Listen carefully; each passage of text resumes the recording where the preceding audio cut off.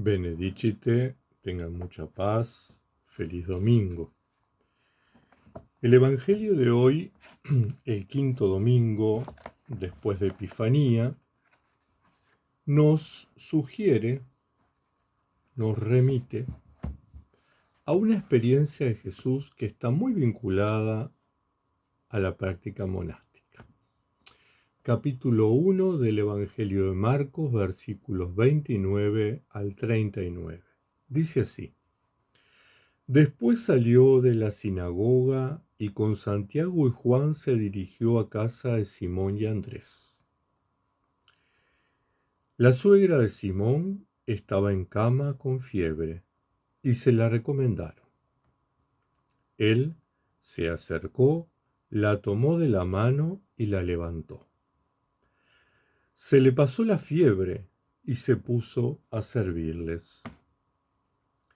Al atardecer, cuando se puso el sol, le llevaron toda clase de enfermos y endemoniados. Toda la población se agolpaba a la puerta. Él curó a muchos enfermos de dolencias diversas. Expulsó muchos demonios y no les permitía hablar porque lo conocían. Muy de madrugada se levantó, salió y se dirigió a un lugar despoblado, donde estuvo orando. Simón y sus compañeros salieron tras él, y cuando lo alcanzaron le dijeron: «Te están buscando todos». Les respondió: «Vámonos de aquí a las aldeas vecinas para predicar también allí, pues a eso he venido». Y fue predicando y expulsando demonios en sus sinagogas por toda Galilea. Hoy no va a ser una predicación, una reflexión común. Voy a dejar que los predicadores, pastores, reverendos, presbíteros, obispos y todo el mundo que predica les hable sobre la curación de la suegra de Pedro y sobre estos milagros que hizo Jesús. Hoy quiero detenerme en tres escenas que presenta este relato y que están muy relacionadas a nuestra vida monástica y que pasan desapercibidas en la lectura del Evangelio y en las predicaciones. Primera escena. Era sábado. ¿Cómo sabemos que era sábado?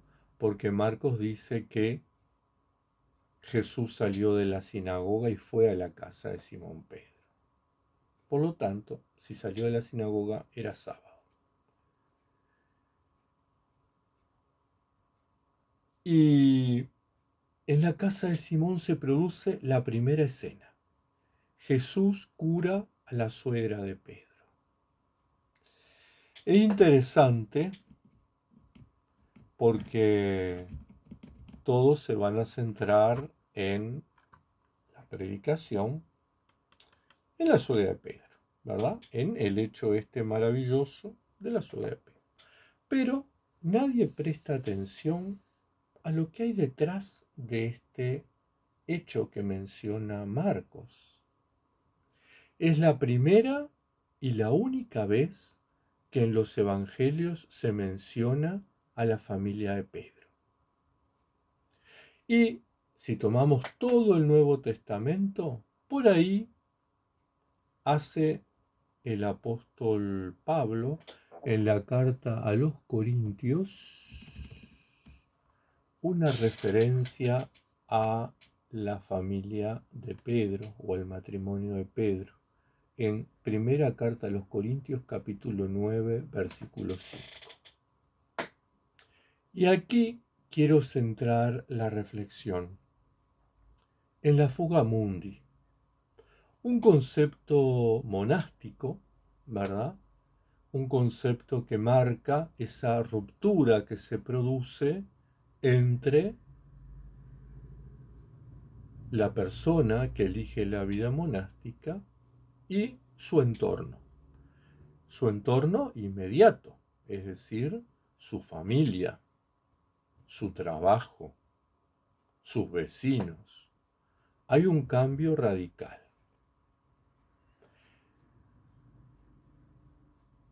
Y tiene que ver con la llamada y la respuesta. Pedro da una respuesta radical a Jesús.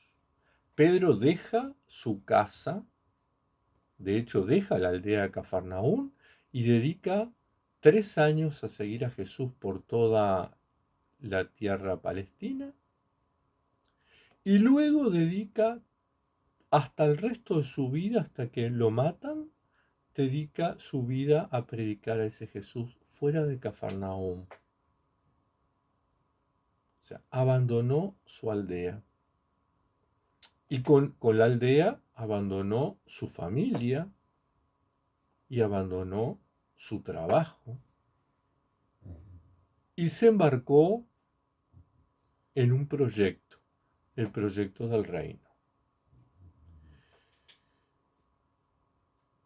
La respuesta de Pedro fue radical, así como radical es la llamada de Jesús. Jesús nos dice: si uno quiere venir conmigo y no está dispuesto a dejar su padre, su madre, su mujer, sus hijos, sus hermanos y sus hermanas, e incluso a perder su propia vida, no podrá ser discípulo mío. Lucas capítulo 14, versículo 27. La llamada de Jesús es radical. No admite medias tintas. Recuerden aquel episodio: déjame enterrar primero a mis padres. Y Jesús le dice: deja que los muertos entierren a sus muertos, tú ven y sígueme. No admite negociación, no admite mediocridad. Y Pedro lo entendió, por eso se puso en camino. Una exigencia que no es ajena a la historia bíblica, no es ajena a los verdaderos seguidores de Dios. Recordemos Génesis 12, el llamado de Abraham: deja tu tierra, tu patria, tu familia y ven a donde te voy a mostrar. La promesa. Hoy diríamos el proyecto de vida, el proyecto vocacional. Dios invita, pero no da muchas certezas. Hoy en día, cristianos pueden ser muchas personas. Basta con cumplir con el requisito del bautismo y con algunas exigencias de la iglesia a la que pertenecemos. Ya con eso somos cristianos. Pero el discipulado de Cristo no es ser cristiano. El discipulado de Cristo implica comprometerse en el nuevo proyecto. Implica romper, fugamundi, con el mundo conocido entre comillas, ¿verdad? El entorno, la casa, el trabajo, los amigos, la familia. Y dejar atrás el presente, fíjense, dejar atrás el presente para emprender un nuevo proyecto de vida, la promesa. Complicado. Te daré la herencia, te haré pescador de hombres. El discipulado requiere confianza en Dios. Abraham tuvo que confiar y salir sin muchas certezas. Pedro tuvo que confiar y salir sin muchas certezas.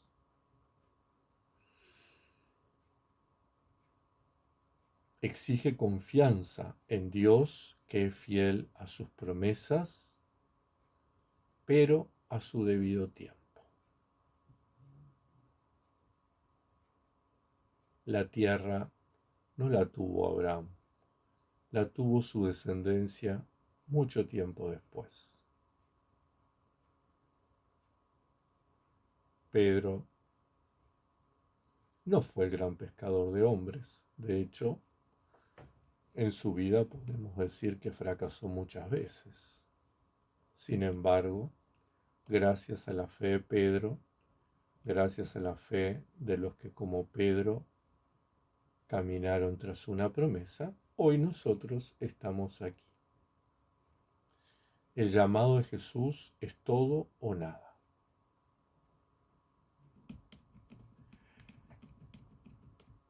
Jesús dijo en Lucas 9:62, nadie que después de poner la mano en el arado mira para atrás es digno del reino de Dios. Pedro entendió la llamada y respondió. Le costó un largo proceso entender el seguimiento. Le costó entender que los valores del reino no son los valores del mundo. En un episodio, Jesús le dice, apártate de mí, Satanás, no entiendes nada, me confundes, me quieres llevar por otro camino. Y en otra ocasión le dice, cuando Pedro asume la violencia para defender a Jesús en el huerto de Getsemaní, guarda tu espada. A Pedro le costó mucho entender que los valores del mundo no son los valores del reino. Y a Pedro le costó lágrimas dejar atrás su mediocridad y ser coherente con la respuesta radical que había asumido. Recuerden la traición. Pedro lloró.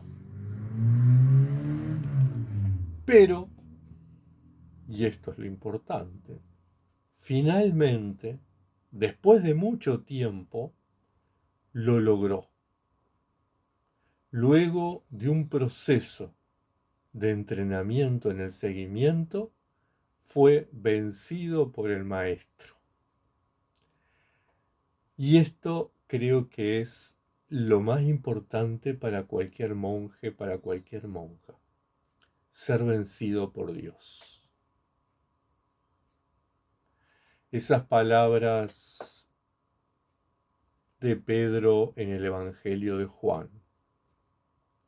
Señor, tú lo sabes todo, tú sabes que te quiero.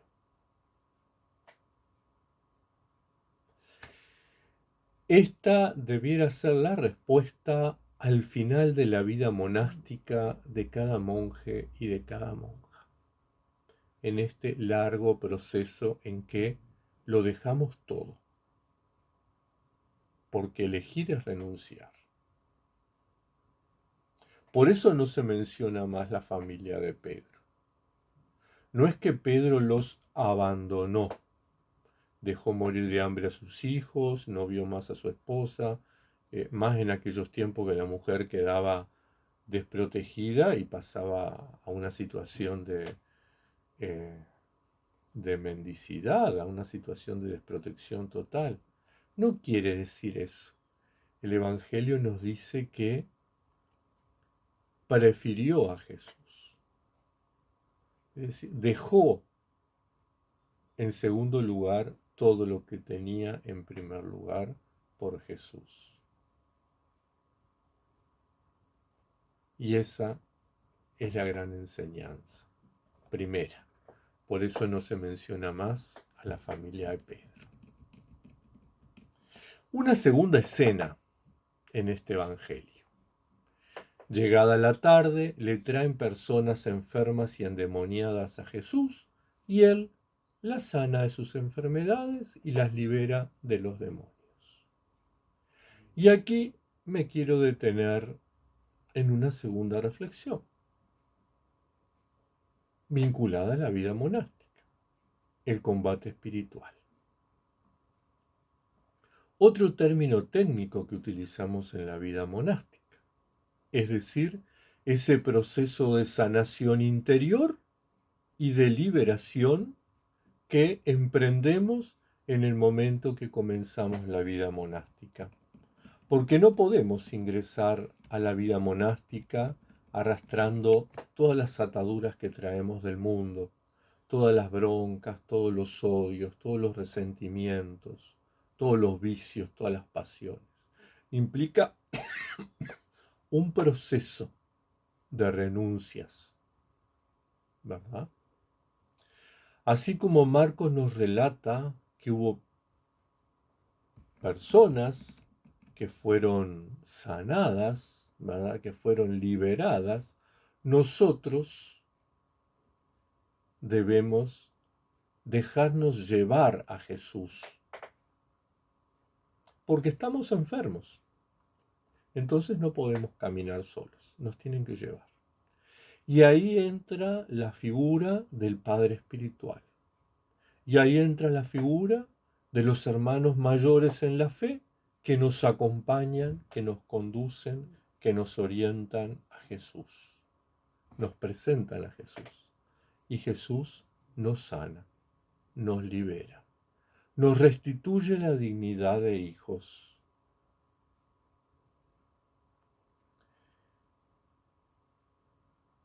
Es interesante ver cómo nos relata Marcos que hubo personas que llevaron a estos enfermos y a estos endemoniados para que Jesús los sane y los libere. Pero esto lo logramos solamente y únicamente si transitamos el proceso de combate espiritual. Un combate espiritual donde nos identificamos y nos aceptamos tal cual como somos, con nuestras miserias, con nuestras limitaciones, con nuestras fortalezas y con nuestras debilidades. Es decir, si somos capaces como Pedro de llorar porque traicionamos al Señor, a pesar de que le dijimos que sí. Implica entonces identificarnos y aceptarnos. Implica también dejarnos ayudar por otros. Cuando uno está enfermo va al médico. Dejarnos ayudar. No ser soberbios, omnipotentes. Implica también aprender a discernir entre el bien y el mal. El combate espiritual tiene esa característica. Yo tengo que aprender a discernir dónde está el bien y dónde está el mal. ¿Por qué? Porque tengo que elegir entre el bien y el mal. Elegimos el bien, renunciamos al mal. Y el producto de este combate espiritual será, entonces, que una vez sanados y una vez liberados, estaremos en condiciones de guiar a otras personas hacia Jesús para que sean sanadas y liberadas. Y eso no quiere decir que salgamos con un megáfono a predicar en las plazas públicas. Nuestra vida tiene que ser testimonio, nuestra palabra tiene que ser testimonio, nuestra oración tiene que ser testimonio, nuestra jornada cotidiana tiene que ser testimonio. Y una tercera escena que es también fundamental en la práctica monástica. Nos dice Marcos que Jesús se fue de madrugada a un lugar solitario a orar. Y aquí me quiero detener en dos aspectos importantes, fundamentales e innegociables de los 5 aspectos que forman la ascesis monástica. La ascesis monástica está constituida por la oración, por la vigilia, por el ayuno, por la lección divina y por el trabajo. Esos 5 columnas sostienen el proyecto de vida monástica, sea cenobítica, sea eremítica. Donde falle uno de esos pilares, no hay una vida monástica seria ni en serio. Jugamos a ser monjes, pero no somos monjes. Tienen que darse los 5 elementos. Hoy quiero detenerme en 2 elementos de la ascesis monástica que los plantea en la práctica Jesús, los plantea con su práctica de vida, la oración y la vigilia. La oración no es la recitación de fórmulas, sino el encuentro íntimo con Dios. Un encuentro que se da en un cara a cara. Y esto no se logra sin trabajo. Los padres de Sicastas nos enseñan que es necesario luchar contra los pensamientos y los recuerdos de la mente que invaden nuestros momentos de oración. También nos enseñan que es necesario luchar contra los sentimientos y los deseos que invaden nuestro corazón cuando estamos en oración. Es necesario purificar la mente y el corazón. Es decir, separar todo lo que nos aleja de Dios para estar dispuestos al encuentro. Es necesario vaciar esta vasija de barro de la que habla San Pablo, vaciarla de todas las chucherías que hemos puesto a lo largo de nuestra vida. Vaciarla aún de las cosas buenas que hemos puesto a lo largo de nuestra vida, para dejar lugar a la gracia, al don, a Dios.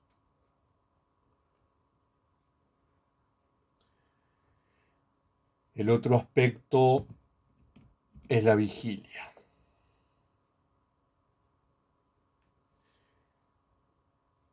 Cuando hablamos de vigilia, no hacemos referencia al oficio de maitines, sino a esa actitud de vida que debiéramos tener las monjas y los monjes, esa actitud que asumimos de estar vigilantes.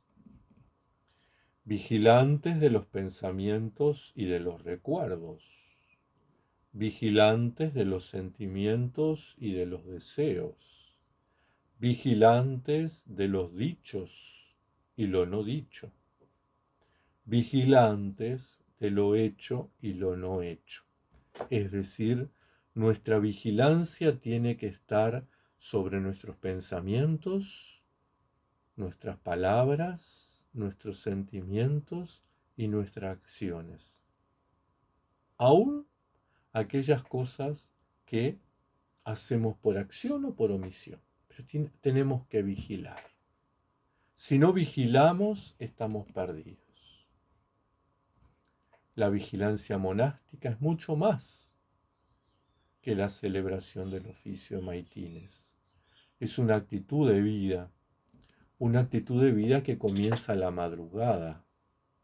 Los monjes se levantaban a la madrugada, siguiendo el ejemplo de Jesús, para estar en oración con el Padre, para estar en comunión con el Padre.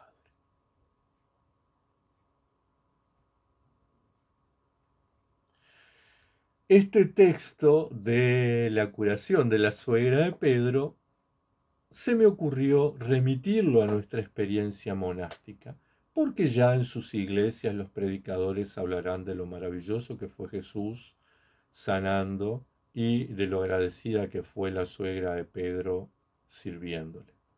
A mí me parecía que teníamos que buscar la reserva de sentido de este texto. Es decir, ¿qué nos dice este texto a nosotros hoy que estamos buscando en la vida monástica la experiencia de Dios? Por lo tanto, en conclusión, radicalidad en el llamado, combate espiritual y ascesis monástica. Si mantenemos estos tres pensamientos, seguramente alcanzaremos la meta. Seguramente podremos llegar a llevar adelante una vida monástica más o menos plena, si la gracia de Dios nos lo permite. Tengan un bendecido domingo, tengan una bendecida semana.